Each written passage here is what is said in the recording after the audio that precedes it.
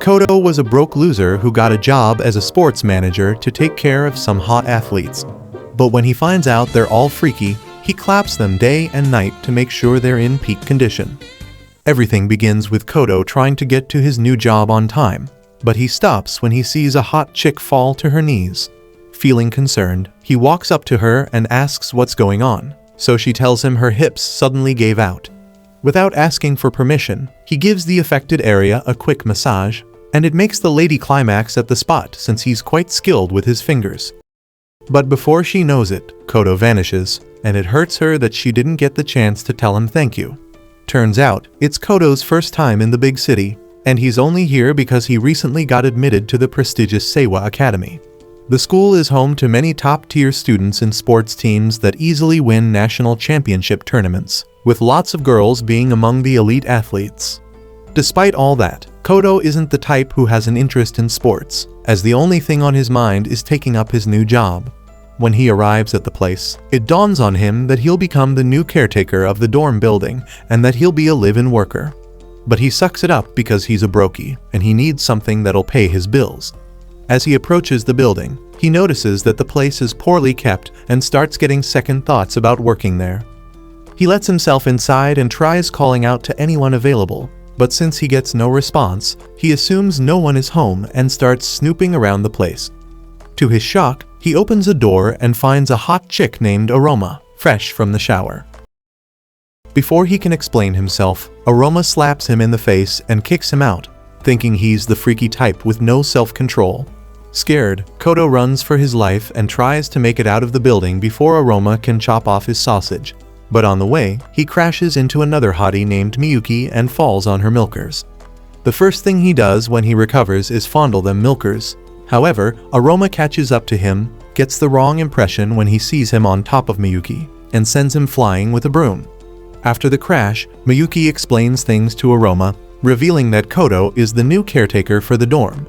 She adds that he was hired because the previous caretaker quit and tells Aroma to at least be grateful, but the Karen says over her dead body. Miyuki then asks Kodo to introduce himself, so the loser mentions that he's just a student trying to pay his bills rather than the freaky peeking Tom Aroma paints him as. Miyuki apologizes for the misunderstanding and reveals that she's a student of the academy too. Hearing her last name rings a bell as Kodo recalls that she's on the national volleyball team despite being a student. He tells her he's always adored her and that he's one of her biggest fans, and it makes her feel a bit shy. When it's Aroma's turn to introduce herself, she refuses, so Miyuki does the honors, mentioning that she's a basketball player in the academy. Turns out, she's led the school team to 3 national titles already, and though Kodo finds it cool that she's talented, she hates him and wishes he weren't working in her building.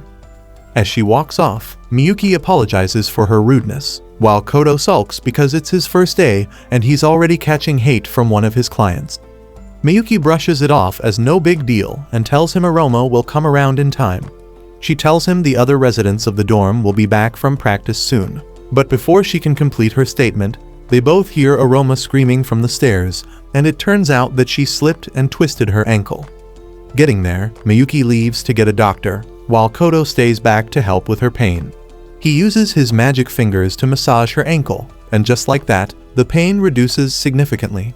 Despite that, Aroma keeps up with the rude act and slaps his hands off her leg without saying thank you. Still, Aroma insists on talking to her, because he's concerned her injury might cause her to quit playing basketball. Since his parents practice Seitai and massage therapy, he claims he knows a thing or two about the human body.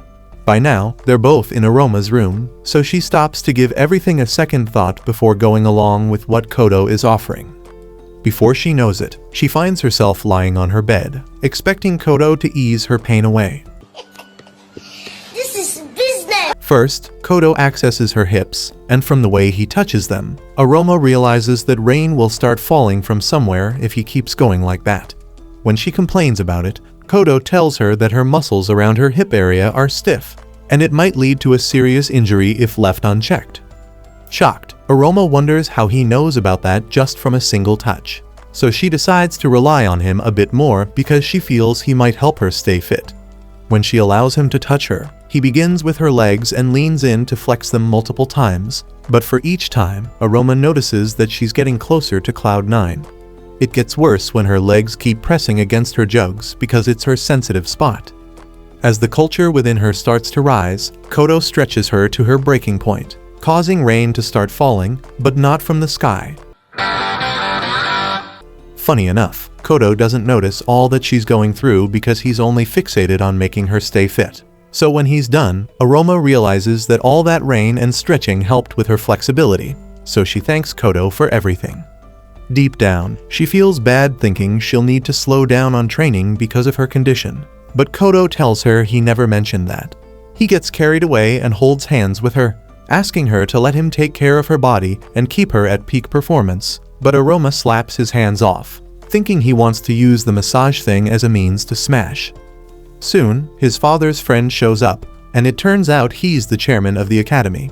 The dude introduces Kodo to all the chicks in the dorm and tells them to be good to him. Miyuki takes over and introduces the other girls to Kodo, beginning with herself, then Aroma, then Izumi from the swim team, Ayaba from the soccer team, and lastly, Chiyo from the table tennis team. After that, Kodo tries to chat with the girls, but their reactions only end up scaring him off. Seeing this, the chairman explains that the girls can be a little difficult to work with and warns Kodo to be careful. After all, the previous caretaker only lasted a single day. He then reminds Kodo about their deal regarding the scholarship, making it clear that it will be revoked if he quits his job. Finally, the chairman emphasizes that Kodo's only chance to earn a scholarship to medical school depends on him taking care of the girls and ensuring they graduate from the academy in top mental and physical condition. Hearing this leaves Kodo stunned, but with no other option, he agrees to the terms. The following day, Kodo takes time to study his job description to know what he's supposed to do. After reading everything, he realizes he can cope with his new job since he's already used to doing chores for his parents. First, he starts with cooking breakfast, and once he serves the girls their meal, Aroma gets pissed because he's joining them to eat at the same table. Miyuki tells her she invited Kodo to join them, and she did it because she wants everyone to get along with him since they're in the same academy. Regardless, Aroma says she can't stand eating with Kodo because of what happened yesterday. She reveals that he was peeking at her while she was changing, while Kodo tries to explain that it was an accident. Miyuki tries to calm Aroma down, making her see that Kodo didn't mean what he did, and she brushes off him seeing her without clothes as no big deal. Pissed, Aroma brings up the massage session she had with him, trying to make it look as if he took advantage of her or something. But Miyuki reminds her that she actually felt a lot better when he was done with her. After that, Kodo tells everyone that he's available in case they need anything, but Aroma yells at him again, claiming she cannot accept him working there. Hearing this pisses Ayaba off, especially since Aroma has been the one yelling ever since, so she tells her to shut up and suck it up. Around midday, Kodo proceeds to do the laundry because it's the second thing written in his handbook, and the girls' plot armor are excluded. Before then, he was doing the dishes in the kitchen, and Miyuki joined him to help reduce the workload. She apologized for Aroma's attitude, but what happened between Aroma and Ayaba made him ask if they didn't get along. Miyuki told him they always had arguments because they saw themselves as rivals. It turned out Ayaba was part of a club's youth team overseas until last month, when she came back to Japan, though Miyuki mentioned she had a few issues. Hearing this made Kodo realize that Ayaba was equally as talented as the others, but Miyuki told him she spent a long time abroad, and she might not be used to life in Japan. Currently, Kodo recalls this, but is taken aback when he finds a plot armor lying with the clothes he washed. Coincidentally, Izumi sees him with it and runs off, saying it belongs to Aroma, so he chases after her to prevent her from spreading the news. On the way, she runs into Aroma, who immediately sees that he's holding her plot armor, so she gets the wrong impression and calls him a degenerate loser. After surviving her, he heads off to clean up the building, and while at it, he notices a room and smells as if it's not been cleaned in years. Getting in, he finds the whole place littered with dirt and wonders who made such a mess. He takes a closer look and notices something moving under the sheets, so he gets closer to see what it is. On the way, he trips, falls, and finds himself fondling Chiyo's milk jugs, so the degenerate creep teases him for wanting to smash her already. Shocked, Kodo takes his hands off and tries to explain himself, But before he knows it, Aroma shows up in the room and gets the wrong impression again. This time, she promises to teach him a lesson and decides to summon everyone to an emergency court session. Here, Aroma places Kodo in the spotlight, accusing him of stealing her plot armor, peeking at her while she was dressing up, and attempting to smash Chiyo without consent. To make things worse, Chiyo claims she was assaulted, which makes Aroma decide to fire Kodo and kick him out of the house. Surprisingly, Ayaba steps up for Kodo, explaining that the peeking incident, the mix-up with the laundry, and even the situation with Chiyo were all accidents. Aroma gets furious after hearing this because Ayaba has ruined her plans to get rid of Kodo, while Kodo wonders why Ayaba stood up for him. As for Miyuki, she tells Aroma to apologize to Kodo for falsely accusing him, and after some hesitation, Aroma finally summons the courage to do it. With that settled, Kodo finally gets a breather and retires to his room after finishing all his work. It bothers him that he almost got fired on his very first day, but he can't help wondering why Ayaba defended him. Suddenly, Ayaba shows up in his room, and although he's shocked to see her there, the first thing he does is thank her for saving his job. However, Ayaba takes advantage of the situation by telling him he's indebted to her, and she wants him to pay her back by doing whatever she says. Kodo takes a look and realizes this was what Columbus saw when he first came to America. Oh my! But since he doesn't want to lose gallons, he begs her to dress properly. However, Ayaba refuses since she's bent on getting clapped tonight, and she fumbles an excuse of being cold to jump on top of him. While Kodo tries to keep all his cursed energy from getting out, he asks Ayaba why she came into his room, so she tells him it's because she wanted a full-body massage before she goes to bed. Hearing this, Kodo tells her she should have said that when she got in, but she brushes that off and hugs him, telling him she likes taking things slow.